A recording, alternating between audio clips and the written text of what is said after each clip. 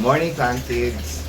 Ngayong umaga ay Miyerkules at panahon na para ayusin na natin ito ulit. Kasi meron ako ini-expect na dadating na aquarium at kailangan nating maayos itong area na to bago natin may pasok yung aquarium. So may gagawin akong arrangement, papasok sila kung saan. Tapos yung kabila, yung labas pala kasi yung kwento kasi noon ay, yung kwento sa labas ay yung aking mga metro na kuryente at tubig ay natakpan ko. So na-delay yung aming mga bills kasi hindi nila nababasa. So nakiusap, sila pa nakiusap, ako may kasalanan. Nakiusap yung aming yung nagpupunta dito na reader ng mga metro namin na iusog ko daw yung mga halaman. So ilang araw na pinukulit ng asawa ko, nagawin ko yun. Sobrang busy pa sa office. So ngayong araw, kagabi, kahapon, nasimulan ko na siya actually. Tinanggal ko, kasi malaking trabaho siya. Dahil yung isang buong muraka, kailangan tanggalin ko lahat ng halaman. Yung mga, kasi yung rack na yon, ang pinakapatungan niya, mga tiles. So mabigat. So kailangan tanggalin ko lahat ng mga tiles. At bago ko maiusog yung pinaka-rack, tapos iusog ko pa ibang halaman. Yun yung rack ko ng mga Caladium at saka Sansevieria. So kahapon nasimulan ko na, tinanggal ko na yung mga halaman, tinanggal ko yung mga tiles, at naiusog ko na ng konti. So ngayon aayusin ko na siya. Okay? Samahan niyo ako. So andito na po silang lahat. So yung ibang halaman na malalaki, tapos ito yung mga Sanse at saka Caladium. Ayan, andyan lahat. Naglabas ako ng mesa, inidipat ko yung halaman na yon. As ito lahat ng mga tiles at patungan na galing dito. Ayan. So kagabi kahapon kasi inabot na ako ng sobrang tanghali, ang init-init. Buti ngayon malilim, makulimlim. So, ayan, ito pa yung, ito, dito ko na lang muna ginalaw. Pero aayusin ko din yan pag naayos ko na ito. So, isasagad ko muna ito dito. Aayusin ko pa ng konti yan. Nausog ko na siya. So, iusog pa natin siya kasi yung pinaka, hindi pantay yung, yung pababa kasi yan, kasi driveway yan. So, hindi pantay, aayusin natin para magpantay. Tapos, yun nga, iuurong pa natin siya, isasagad ko siya, kailangan nakasagad siya dito. Tapos lalagyan ko siya ng cable tie para mas nakadikit siya dun sa gate. Para magkaroon ng daan, lalagyan natin ng daan dito. So tatanggalin ko tong matinik na ito, baka ilagay ko siya sa gitna. Para hindi mahirapan yung ating mga magbabasa ng mga metal.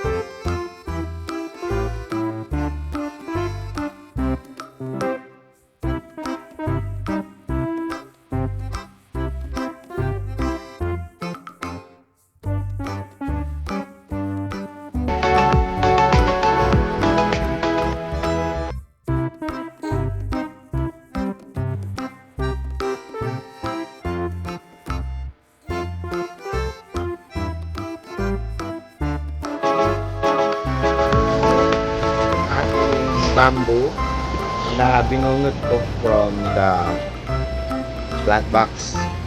Isa to sa mga tinransplant ko. Buhay na siya. Okay, isang pot. Ayan, buhay din actually. Hindi lang inaabot ng tubig.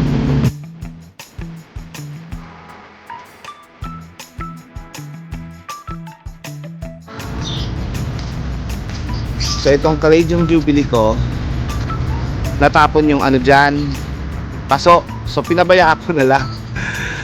Ayan, nabuhay siya. Nakakatuwa. So itatransplant na natin back to the lupa. Yan.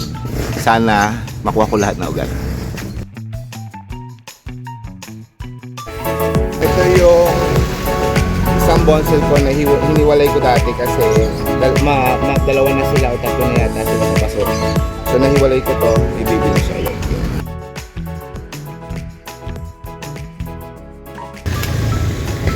Ito naman ay mga yung mga tuwing may lulusaw yung ilalim, itutuso ko lang dito. So ayan, buhay naman siya. Ilalagay ko na sa pot na to para kumapal na ito.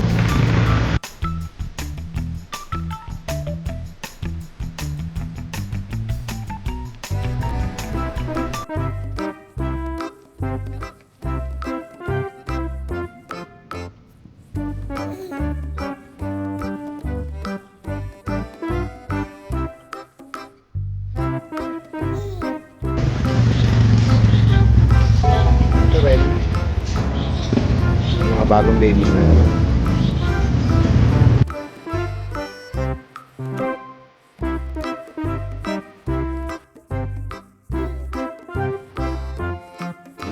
By the way, namulaklak yung ating silindrika.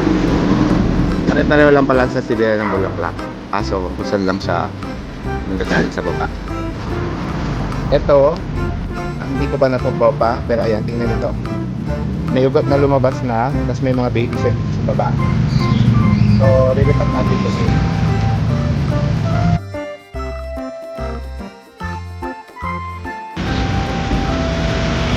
Moonshine.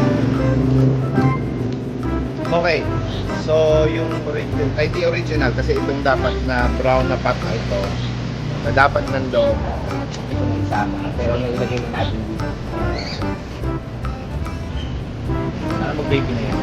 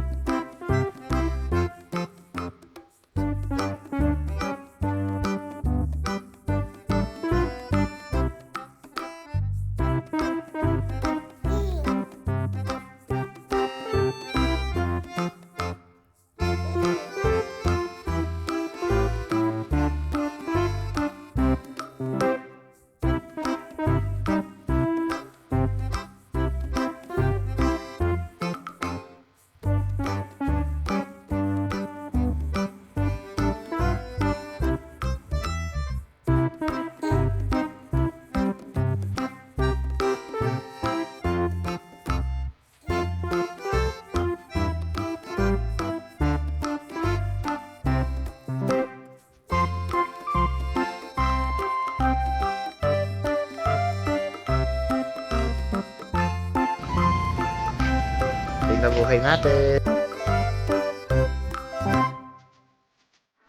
Majority nalagay na natin. Yung mga nasa likod na lang isisingit natin.